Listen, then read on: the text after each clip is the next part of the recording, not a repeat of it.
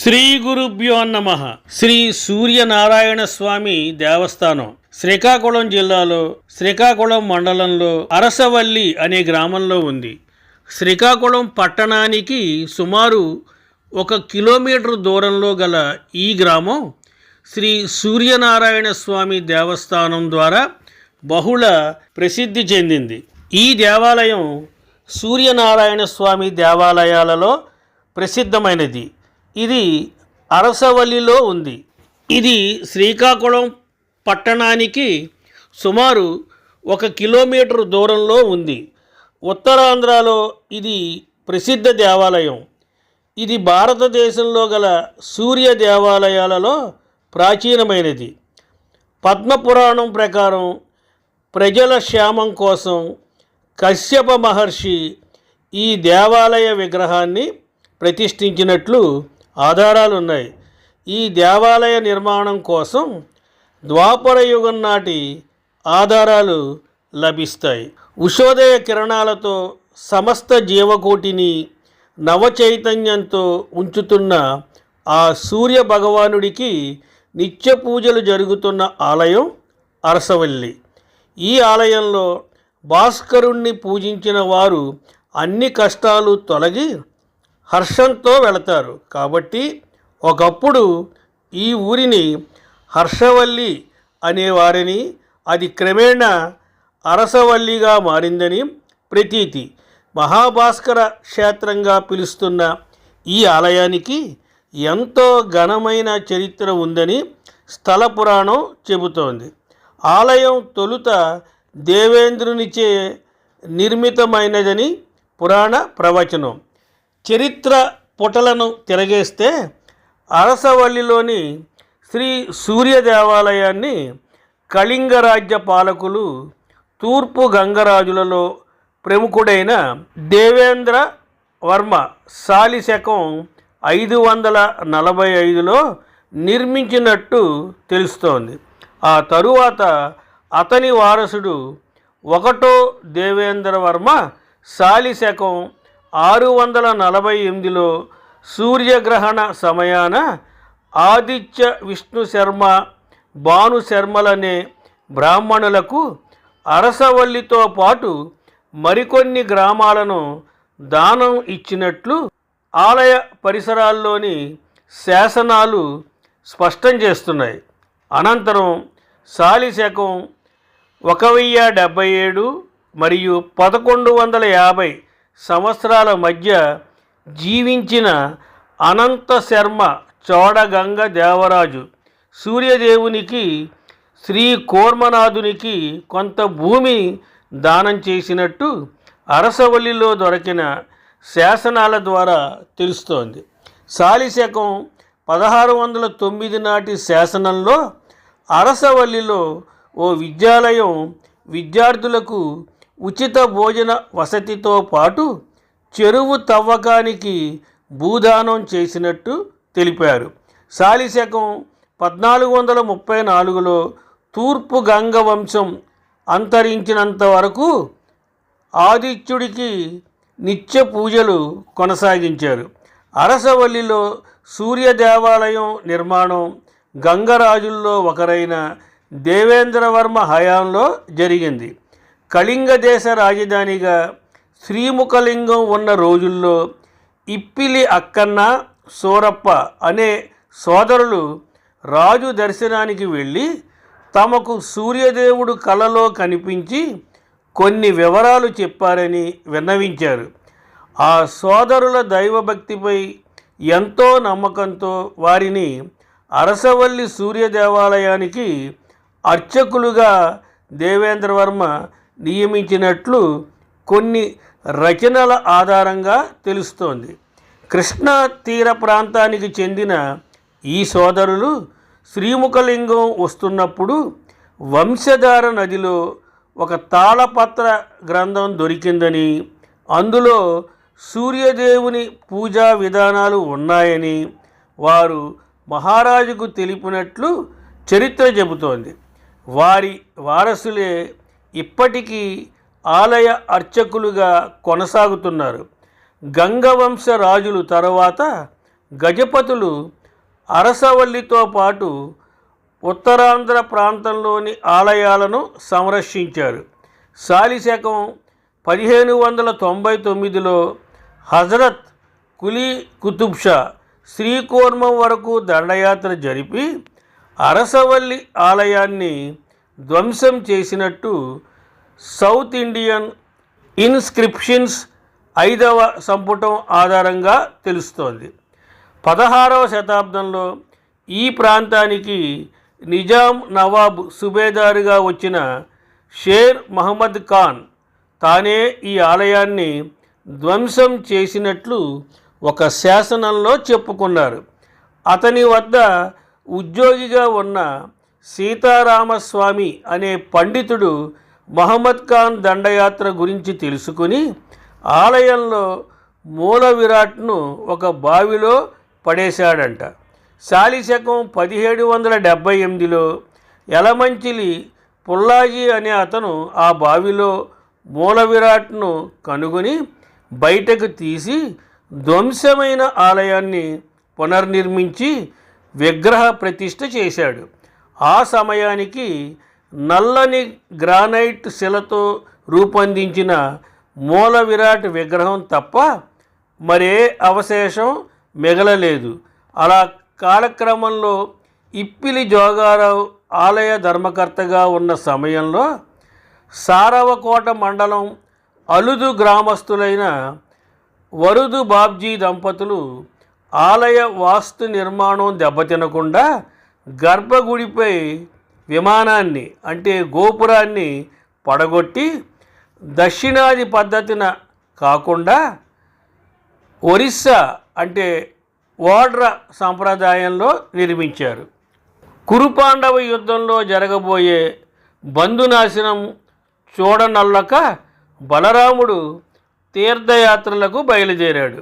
వింధ్య పర్వతాలు దాటి దండకారణ్యం అధిగమించి మాధవ వనంలో పద్మనాభ పర్వత ప్రాంతంలో నివసించాడు.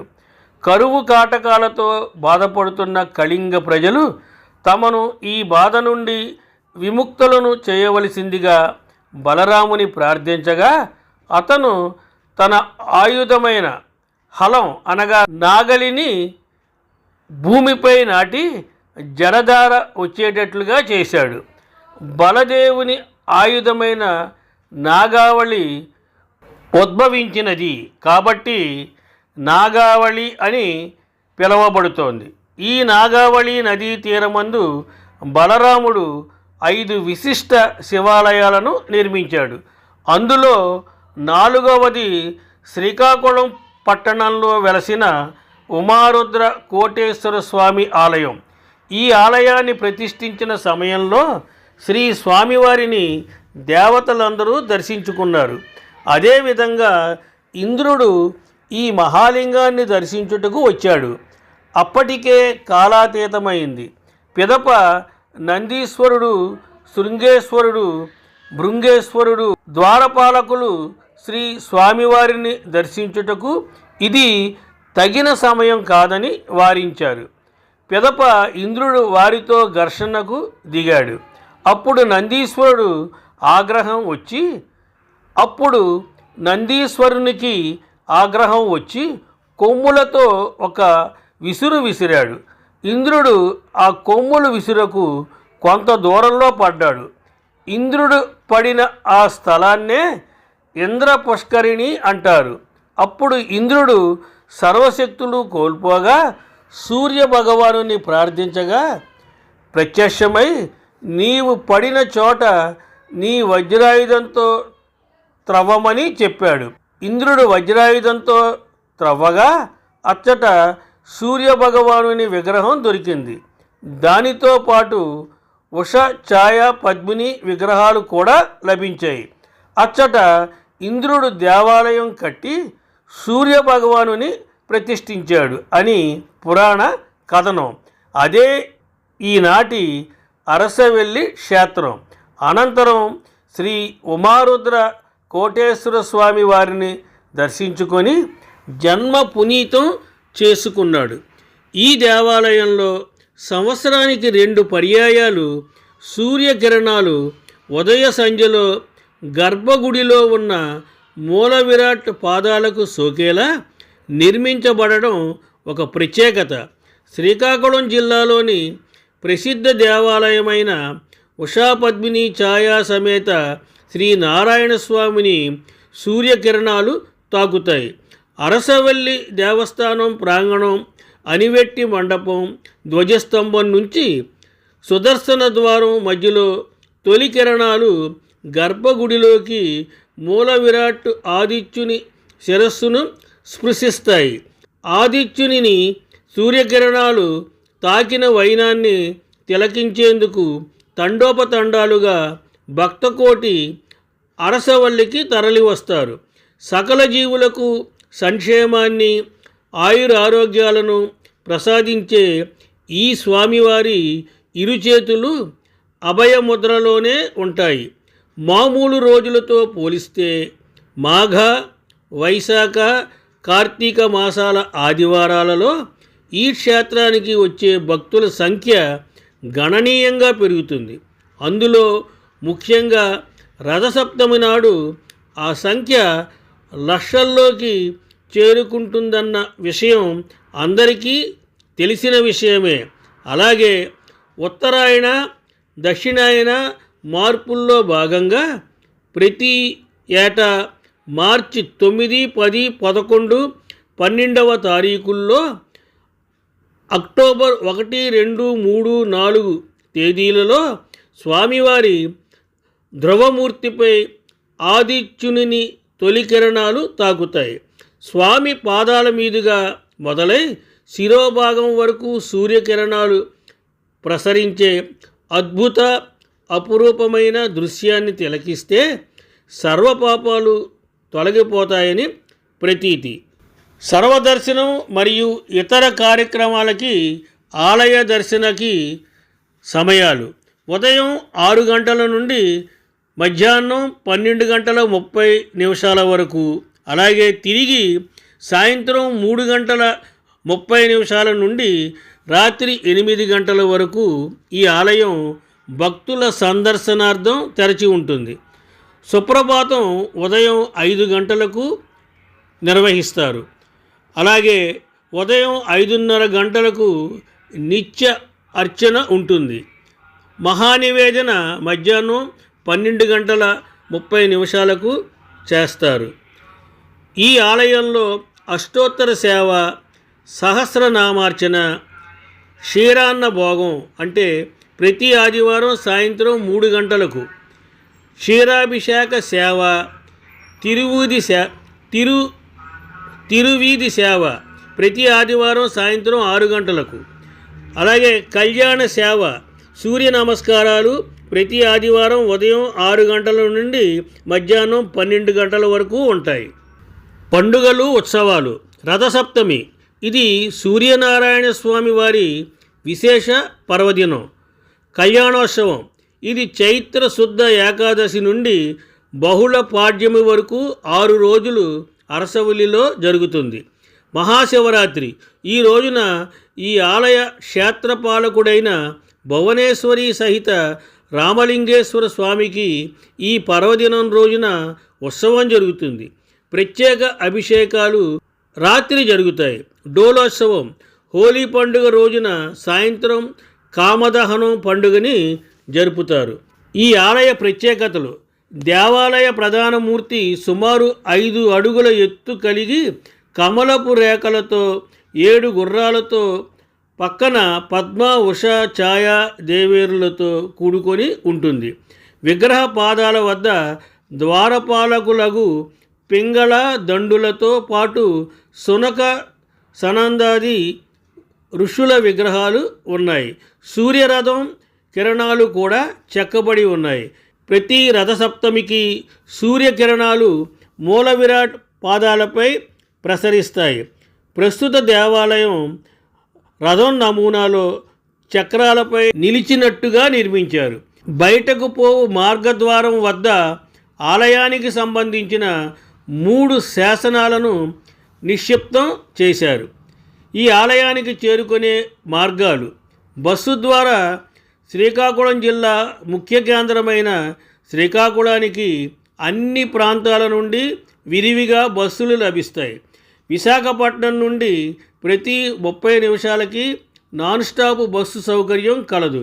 రైలు ద్వారా శ్రీకాకుళానికి సుమారు 13 కిలోమీటర్ల దూరంలో శ్రీకాకుళం రోడ్ రైల్వే స్టేషన్ ఉంటుంది. అక్కడ అనేక ఎక్స్ప్రెస్ రైళ్లు కూడా ఆగుతాయి. ఆ రైల్వే స్టేషన్ నుండి విరివిగా బస్సులు శ్రీకాకుళానికి ఉంటాయి. నేరుగా అరసవిల్లి వద్దకు చేరుకోవచ్చు. విమానం ద్వారా శ్రీకాకుళానికి సుమారు 106 కిలోమీటర్ల దూరంలో విశాఖపట్నంలో విమానాశ్రయం ఉంది. అక్కడి నుండి బస్సుల ద్వారా శ్రీకాకుళం చేరుకోవచ్చు. స్వస్తి, శుభమస్తు.